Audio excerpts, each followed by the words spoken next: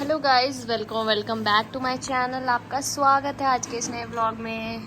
और मेरा नाश्ता हो गया है। अब मैं पी रही हूँ दूध और मेरा भाई भी पी रहा है दूध।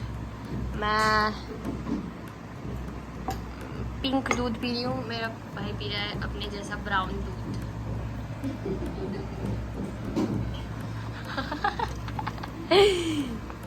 मार खाने वाला काम कर रही हूँ। गाइस, आज दिन के खाने में क्या बना है दिखाती हूँ। क्या है मम्मी? ये है मूली, चचिंडे और बड़ी। मूली और चचिंडे की खिचौड़ी, और इसमें बड़ी भी है। वाह। और दाजी भी आ रखी है, तो दाजी के लिए तो है ये मूंगुल। दाजी ने हल्दी वगैरह भी नहीं खानी, तो दादी के लिए परहेज वाला खाना बना है। आज दादी दादा हमारे घर आए हैं। वीडियो बना रही हूँ, व्लॉग। हाँ गाइस, शाम के कितने बज रहे हैं मैं आपको बताती हूँ। 5:30 है, 5:30 हो गए तो बाप रे। और हम अभी तक लेटे हैं। मेरे तो अभी तक नहीं लेटे, हम अभी लेटे हैं। मतलब हाँ सॉरी, अभी लेटे हैं हम, क्योंकि आज हमें कुछ करने का मन नहीं है, कहीं जाने का मन नहीं है। और मैं आपको ये चीज़ दिखा रही थी, हम लोग ऐसे ही लेट के बातें कर रहे थे, तो हम काफ़ी दिन से हमारा प्लास नहीं मिल रहा, तो हम ऐसे ही लेट के बातें कर रहे थे।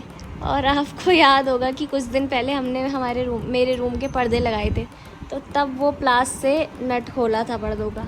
तो अभी मम्मी को जस्ट लेटे लेटे दिखा कि प्लास कहाँ है। ये दिख रहा है, ये पर्दे के पीछे ये प्लास है। बताओ यार। और कहीं हम भूल गए कि मैं कह रही यार कहाँ चला गया ये प्लास। 2 प्लास है राशि हमारे पास, येलो वाला है और एक ब्लू वाला है। अब ब्लू वाला कहीं नहीं मिल रहा है।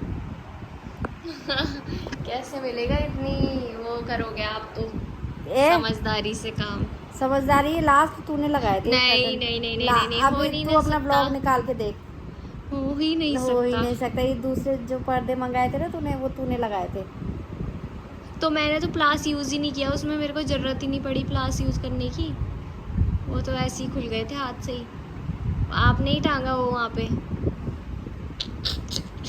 मैंने टांगा तो फिर तो कोई बात नहीं है। हाँ यार की।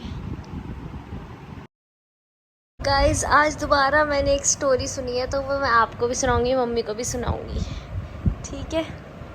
तो एक बार बरसाना में क्या होता है, एक वो रहती है, बुढ़िया रहती है, ठीक है?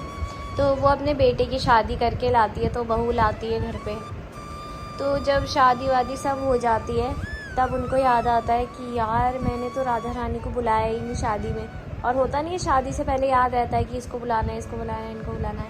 पर वो बहुत ज़्यादा दुखी हो गई कि मतलब मैंने कैसे नहीं बुलाया राधा रानी, जो पूरे यहाँ की रानी है, जो मैंने उनको क्यों नहीं बुलाया, जिनका ये सब कुछ है ना?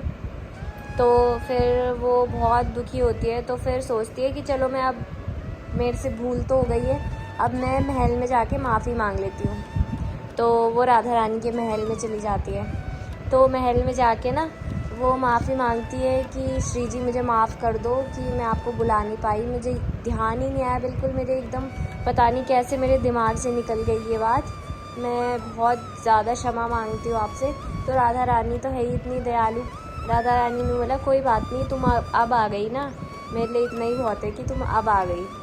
तो उन्होंने बोला कि मैं चाहती हूँ कि आप मेरी बहू की मुँह दिखाई सबसे पहले आप करो, और आप उसको आशीर्वाद दो मुँह दिखाई करके।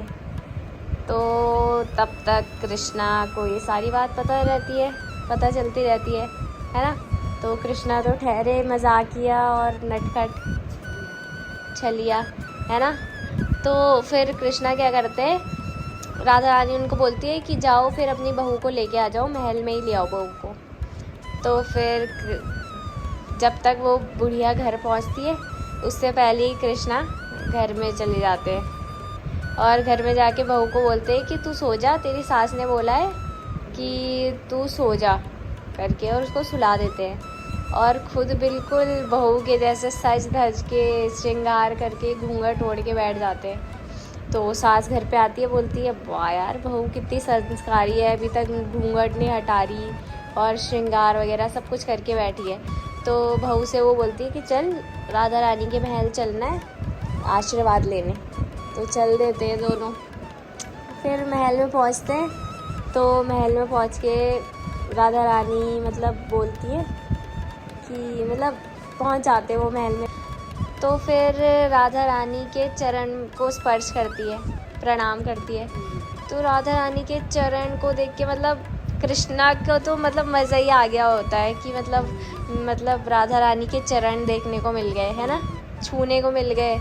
तो कृष्णा अपनी आँखों से मतलब आँखों के आंसुओं से मतलब अपने उनके चरण की मतलब धो देते उनके चरण अपने आंसुओं से, ऐसे मतलब ऐसे लगा के ना अपने गालों से लगा के और मतलब धो देते, इतने भावुक हो जाते हैं वो देख के। फिर वो सब होता है। तो फिर राधा रानी बोलती है कि चल भाई अपना घूंघट उठाओ, हमें भी मुंह देखने दो अपना, है ना, तो हम आशीर्वाद देंगे। तो फिर वो बोलती है नहीं, मतलब ऐसे वो हटाती है ना, मतलब मुंह हिलाती है सिर्फ अपना। तो फिर राधा रानी बोलती है कि अरे भाई हम तुझे शगन देंगे, सब कुछ देंगे, जेवर देंगे। तो वो मुंह हिलाती रहती है कि नहीं नहीं। तो फिर मतलब सखियाँ, हाँ, तो सखियाँ बोलती है भाई तुझे इतना सब कुछ मिल रहा है और राधा रानी बोल रही है तो तू पागल है क्या, तू क्यों नहीं दिखा रही है अपना मुंह दिखाई क्यों नहीं कर रही है। और सास भी बड़े गुस्से में हो जाती है कि कितनी बदतमीज़ बहू है ये, इसको मुंह दिखाई के लिए बोल रहे हैं, दिखा नहीं रही है ना। तो फिर राधा रानी बोलती है कि अच्छा चल, मतलब शगन बढ़ा देती है कि चल इससे भी बढ़ के दूंगी, तू मुंह दिखाई कर दे। तो वो फिर मुंह हिला देती है कृष्णा, है ना। तो फिर